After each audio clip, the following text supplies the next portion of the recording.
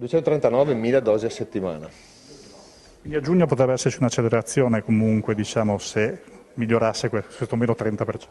Allora, a giugno potrebbe esserci un'accelerazione perché poi, lo leggo anche dalla stampa, dovrebbe entrare anche CureVac, Pfizer dovrebbero aumentare i suoi quantitativi, quindi io auspico, ma sono notizie che apprendo anch'io dalla stampa come voi, quindi io il piano l'ho sviluppato sui dati che abbiamo come regione e sulle consegne che verifichiamo e quindi per il momento l'andamento è abbastanza lineare e spero però nell'accelerazione dopo giugno. Ci può aggiornare sulle fasce di età e quale sarà la scadenza successiva?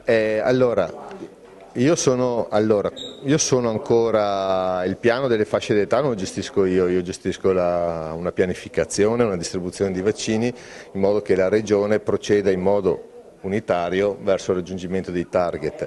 Attualmente siamo sui fragili e i 70-79, spero a breve di aprire la categoria dei 60-69 e poi in giugno-luglio aprire i 50-59.